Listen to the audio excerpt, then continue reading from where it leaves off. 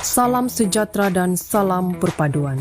Terima kasih kerana memilih channel ini. Jangan lupa tekan subscribe dan tekan tombol lonceng untuk mengikuti info terkini.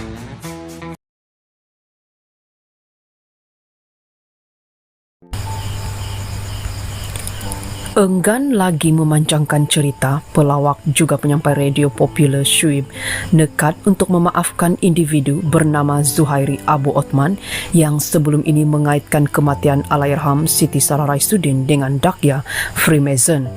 Akui bapa empat cahaya mata itu, keikhlasan Zuhairi membuka hatinya untuk menerima permohonan maaf yang berlangsung secara terbuka di sebuah cawangan restoran miliknya di Bandar Permaisuri Ceras tengah hari tadi. Sebenarnya saya terpanggil untuk berjumpa dia berikutan tuduhan terhadap arwah istri saya kononnya dipaksa ditidurkan seolah-olah saya yang membunuhnya. Sebagai seorang suami dan ayah, tentu dia tahu bagaimana perasaan anak-anak saya membaca fitnah. Begitu juga bapa mentua saya Raisuddin Hamzah. Kalau dakwa saya anggota Freemason, saya masih boleh terima walaupun tak betul. Tapi ini membabitkan kematian orang yang saya cintai itu sangat melampau.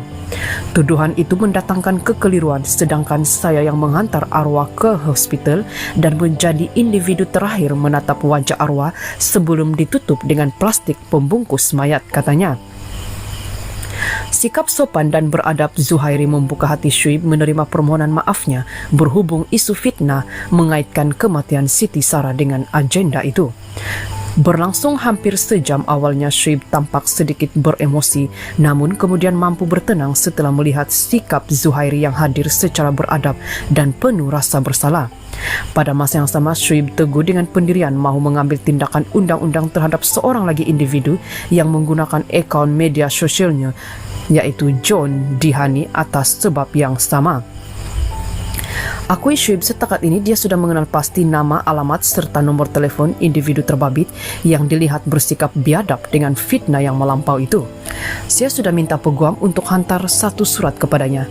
Rasanya dia pun sudah terima surat itu hari ini.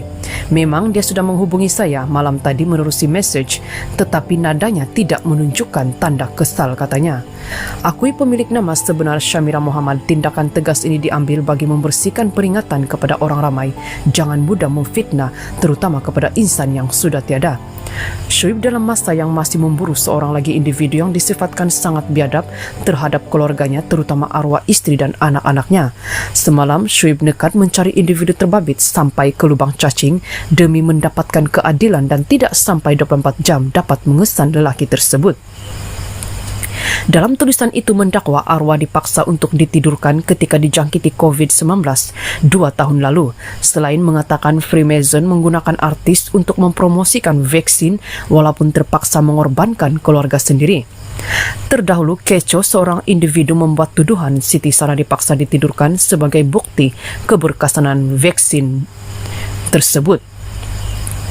Tulis individu itu lagi, Freemason menggunakan artis untuk mempromosikan kebaikan vaksin selain menyatakan Syuib tidak boleh mengingkari arahan walaupun terpaksa mengorbankan keluarga sendiri.